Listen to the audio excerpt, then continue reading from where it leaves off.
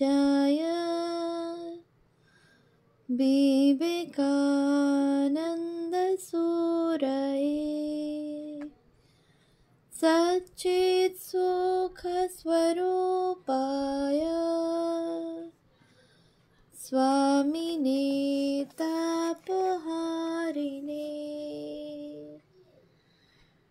পূজনীয় শ্রী শরৎচন্দ্র চক্রবর্তী মহাশয়ের রচনা স্বামী শিষ্য সংবাদ গ্রন্থ থেকে পাঠ। পৃষ্ঠা সংখ্যা 183, দশম বল্লী, স্থান বেলুড় মঠ। বিষয় ব্রহ্ম, ঈশ্বর, মায়া ও জীবের স্বরূপ। সর্বশক্তিমান ব্যক্তি বিশেষ বলিয়া ঈশ্বরকে ধারণা করিয়া সাধনায় অগ্রসর হইয়া ক্রমে তাহার যথার্থ স্বরূপ জানিতে পারে। অহং ব্রহ্ম এইরূপ বোধ না হইলে মুক্তি নাই। কাম কাঞ্চন ভোগ ও স্পৃহা ত্যাগ ও মহাপুরুষের কৃপা লাভ না হইলে উহা হয় না। অন্ত বহিঃসন্ন্যাসে আত্মজ্ঞান লাভ, মেদাটে ভাব ত্যাগ করা। কিরূপ চিন্তায় আত্মজ্ঞান লাভ হয়, মনের স্বরূপ ও মনঃসংযম কিরূপে করিতে হয়, জ্ঞান পথের পথিক আপনার যথার্থ স্বরূপকেই ধ্যানের বিষয়রূপে অবলম্বন করিবে। অদ্বৈতাবস্থা লাভে অনুভব, জ্ঞান, ভক্তি, যোগরূপ সকল পথের লক্ষ্যই জীবকে ব্রহ্মজ্ঞ করা। অবতার তত্ত্ব আত্মজ্ঞান লাভে উৎসাহ প্রদান। আত্মজ্ঞ পুরুষের কর্ম জগদ্হিতায় হয়। এখন স্বামীজি বেশ সুস্থ আছেন। শিষ্য রবিবার প্রাতে মঠে আসিয়াছে। স্বামীজির পাদপদ্ম দর্শনান্তে সে নিচে আসিয়া স্বামী নির্মলানন্দের সহিত বেদান্ত শাস্ত্রের আলোচনা করিতেছে। এমন সময়ে স্বামীজি নিচে নামিয়া আসিলেন এবং শিষ্যকে দেখিয়া বলিলেন, কি রে, তুলসীর সঙ্গে তোর কি বিচার হচ্ছিল? শিষ্য, মহাশয়, তুলসী মহারাজ বলিতেছিলেন বেদান্তের ব্রহ্মবাদ কেবল তোর স্বামীজি আর তুই বুঝিস, আমরা কিন্তু জানি কৃষ্ণস্তু ভগবান স্বয়ং। স্বামীজি, তুই কি বললি? শিষ্য, আমি বলিলাম এক আত্মাই সত্য, কৃষ্ণ ব্রহ্মজ্ঞ পুরুষ ছিলেন মাত্র। তুলসী মহারাজ ভিতরে বেদান্তবাদী, বাহিরে কিন্তু দ্বৈতবাদীর পক্ষ লইয়া তর্ক করেন। ঈশ্বরকে ব্যক্তিবিশেষ বলিয়া কথা অবতারণা করিয়া ক্রমে বেদান্তবাদের ভিত্তি সুদৃঢ় প্রমাণিত করাই তাহার অভিপ্রায় বলিয়া মনে হয়। কিন্তু উনি আমায় বৈষ্ণব বলিলেই আমি ওই কথা ভুলিয়া যাই এবং তাহার সহিত তর্কে লাগিয়া যাই। স্বামীজি, তুলসী তোকে ভালোবাসে কি না, তাই ওইরূপ বলে তোকে খেপায়। তুই চটবি কেন? তুইও বলবি আপনি শূন্যবাদী নাস্তিক। শিষ্য, মহাশয়, উপনিষদ দর্শন আদিতে ঈশ্বর যে শক্তিমান ব্যক্তিবিশেষ এ কথা আছে কি? লোকে কিন্তু ঐরূপ ঈশ্বরে বিশ্বাসবান। স্বামীজি, সর্বেশ্বর কখনো ব্যক্তিবিশেষ হতে পারেন না। জীব হচ্ছে ব্যষ্টি আর সকল জীবের সমষ্টি হচ্ছেন ঈশ্বর। জীবের অবিদ্যা প্রবল, ঈশ্বর বিদ্যা ও অবিদ্যার সমষ্টি মায়াকে বশীভূত করে রয়েছেন এবং স্বাধীনভাবে এই স্থাবর জঙ্গমাত্মক জগৎটা নিজের ভেতর থেকে প্রজেক্ট করেছেন। ব্রহ্ম কিন্তু ওই ব্যষ্টি সমষ্টির অথবা জীব ও ঈশ্বরের পারে বর্তমান। ব্রহ্মের অংশাংশ ভাগ হয় না। বোঝবার জন্য তাঁর ত্রিপাদ, চতুষ্পাদ ইত্যাদির কল্পনা করা হয়েছে মাত্র। যে পাদে সৃষ্টি, স্থিতি, লয়াধ্যাস হচ্ছে সেই ভাগ্যেই শাস্ত্র ঈশ্বর বলে নির্দেশ করেছেন। অপর ত্রিপাদ কূটস্থ, যাতে কোনরূপ দ্বৈত কল্পনার ভান নেই, তাই ব্রহ্ম। তা বলে এরূপ যেন মনে করিসনি ব্রহ্ম জীবজগৎ হতে একটা স্বতন্ত্র বস্তু। বিশিষ্টাদ্বৈতবাদীরা বলেন ব্রহ্মই জীবজগৎ রূপে পরিণত হয়েছেন। অদ্বৈতবাদীরা বলেন তা নয়, ব্রহ্মে এই জীবজগৎ অধ্যাস্থ হয়েছে মাত্র, কিন্তু বস্তুত ওতে ব্রহ্মের কোনরূপ পরিণাম হয়নি।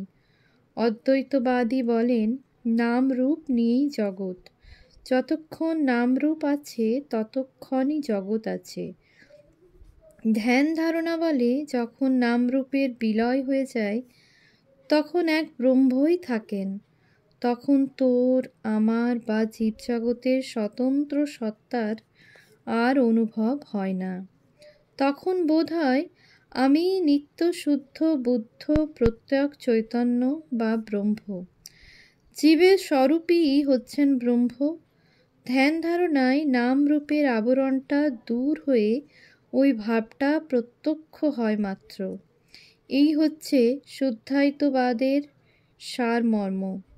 বেদ বেদান্ত শাস্ত্রফাস্ত্র এই কথায় নানা রকমে বারংবার বুঝিয়ে দিচ্ছে। শিষ্য: তাহা হইলে ঈশ্বর যে সর্বশক্তিমান ব্যক্তিবিশেষ, একথা আর সত্য হয় কি রূপে?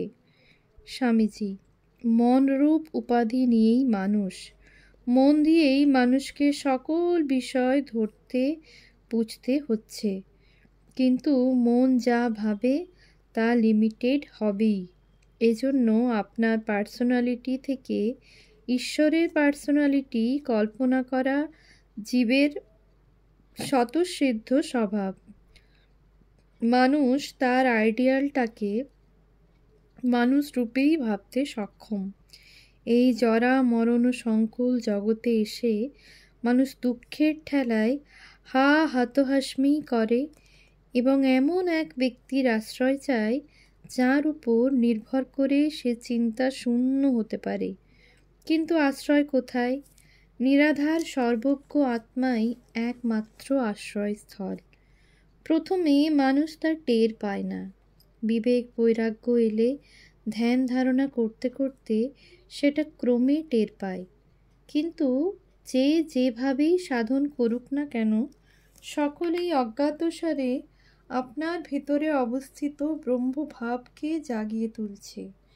তবে অবলম্বন ভিন্ন ভিন্ন হতে পারে। যার পার্সোনাল গডে বিশ্বাস আছে তাকে ওই ভাব ধরেই সাধন ভজন করতে হয়। ঐকান্তিকতা এলে ওই থেকেই কালে ব্রহ্মসিংহ তার ভেতরে জেগে ওঠেন। ব্রহ্মজ্ঞানই হচ্ছে জীবের গোল, একমাত্র গম্য বা লভ্য। তবে নানা পথ, নানা মত। জীবের পারমার্থিক স্বরূপ ব্রহ্ম হলেও মন রূপ উপাধিতে অভিমান থাকায় সে হরেক রকম সন্দেহ, সংশয়, সুখ দুঃখ ভোগ করে, কিন্তু নিজের স্বরূপ লাভে ব্রহ্মস্তম্ভ পর্যন্ত সকলেই গতিশীল। যতক্ষণ না অহং ব্রহ্ম এই তত্ত্ব প্রত্যক্ষ হবে ততক্ষণ এই জন্ম মৃত্যু গতির হাত থেকে কারুরই নিস্তার নেই। মানুষ জন্ম লাভ করে মুক্তির ইচ্ছা প্রবল হলে ও মহাপুরুষের কৃপা লাভ হলে তবে মানুষের আত্মজ্ঞান ও স্পৃহা বলবতী হয়। নতুবা কাম কাঞ্চন জড়িত লোকের ওদিকে মনের গতিই হয় না। মাগ ছেলে ধন মান লাভ করবে বলে মনে যার সংকল্প রয়েছে তার কি করে ব্রহ্ম বিবিদিশা হবে? যে সব ত্যাগ করতে প্রস্তুত, যে সুখ দুঃখ ভালো মন্দের চঞ্চল প্রবাহে স্থির শান্ত, যে সব ত্যাগ করতে প্রস্তুত, যে সুখ দুঃখ ভালো মন্দের চঞ্চল প্রবাহে ধীর স্থির শান্ত সমনস্ক, সেই আত্মজ্ঞান লাভে যত্নপর হয়। সেই নির্গচ্ছতি জগজ্জালাৎ পিঞ্জরাদিব কেশরী, মহাবলে জগজ্জাল ছিন্ন করে মায়ার গণ্ডি ভেঙে সিংহের মতো বেরিয়ে পড়ে। শিষ্য: তবে কি মহাশয়, সন্ন্যাস ভিন্ন ব্রহ্মজ্ঞান হইতেই পারে না? স্বামীজি, তা একবার বলতে।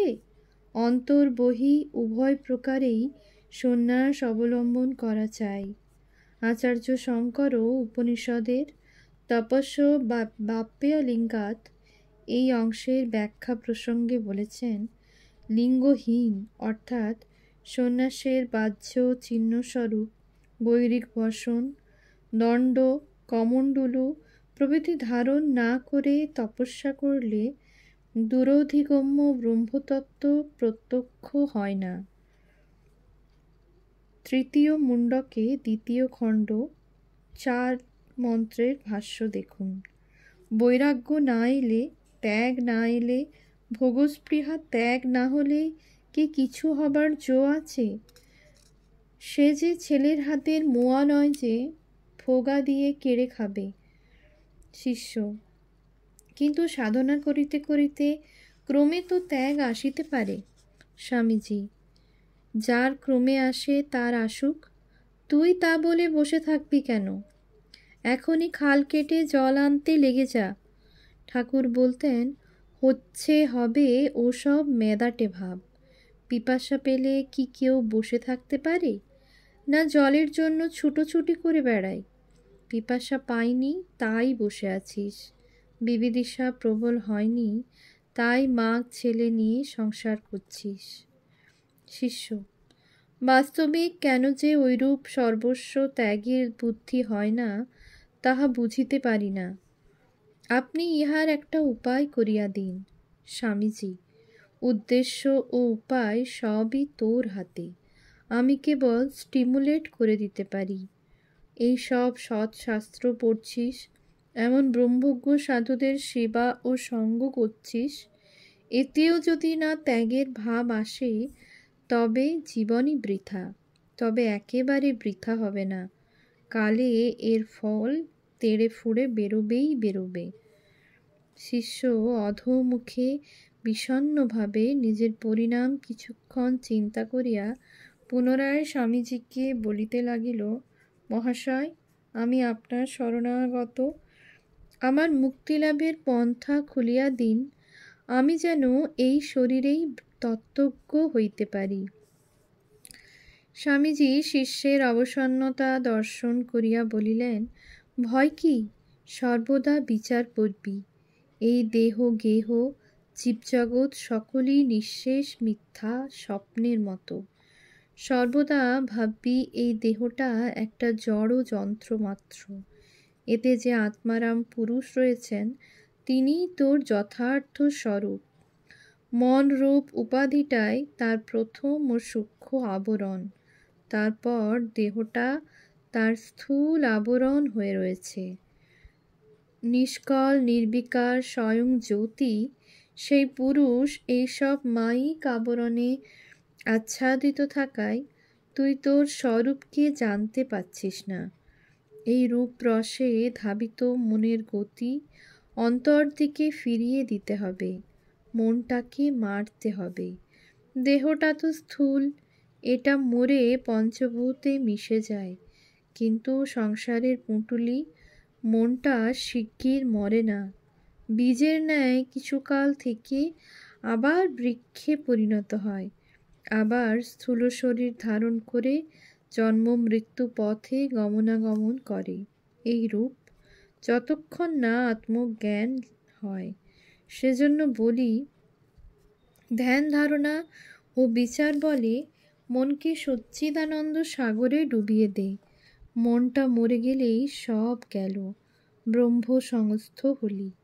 শিষ্য, মহাশয়, এই উত্তম উন্মত্ত মনকে ব্রহ্মাবগাহী করা মহা কঠিন। স্বামীজি, বীরের কাছে আবার কঠিন বলে কোনো জিনিস আছে? কা পুরুষেরাই ও কথা বলে, বীরানামেব করতলগতা মুক্তি ন পুনঃ কাপুরুষানাম। অভ্যাস ও বৈরাগ্য বলে মনকে সংযত কর। গীতা বলেছেন, অভ্যাসেন তু কৌন্তেয় বৈরাগ্যেন চ গৃহ্যতে। চিত্ত হচ্ছে যেন স্বচ্ছ হ্রদ, রূপ রস আদির আঘাতে তাতে যে তরঙ্গ উঠছে তার নামই মন। এই জন্যই মনের স্বরূপ সংকল্প বিকল্পাত্মক। ওই সংকল্প বিকল্প থেকেই বাসনা ওঠে। তারপর ওই মনই ক্রিয়াশক্তিরূপে পরিণত হয়ে স্থূল দেহরূপ যন্ত্র দিয়ে কার্য করে। আবার কর্মও যেমন অনন্ত, কর্মের ফলও তেমনই অনন্ত। সুতরাং অনন্ত অযৌত কর্মফলরূপ তরঙ্গে মন সর্বদা দুলছে। সেই মনকে বৃত্তি শূন্য করে দিতে হবে, স্বচ্ছ হ্রদে পুনরায় পরিণত করতে হবে, যাতে বৃত্তিরূপ তরঙ্গ আর একটিও না থাকে। তবে ব্রহ্ম প্রকাশ হবেন। শাস্ত্রকার ওই অবস্থারই আভাস এইভাবে দিচ্ছেন, বিদ্যাতে হৃদয়া গ্রন্থি ইত্যাদি। বুঝলি?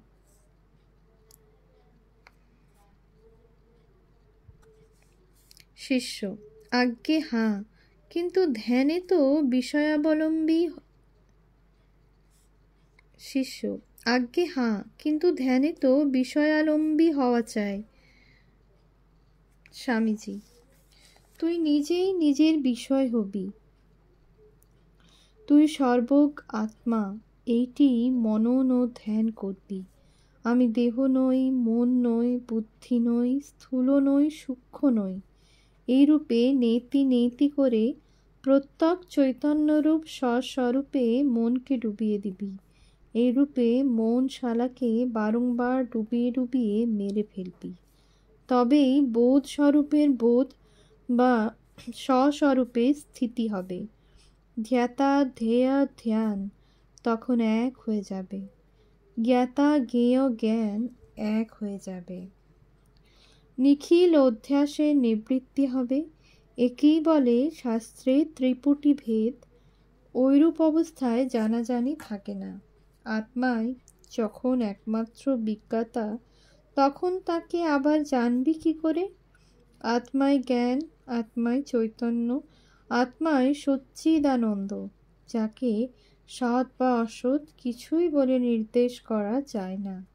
সেই অনির্বচনীয়া মায়াশক্তি প্রভাবেই জীবরূপী ব্রহ্মের ভেতরে জ্ঞাতা জ্ঞেয় জ্ঞানের ভাবটা এসেছে।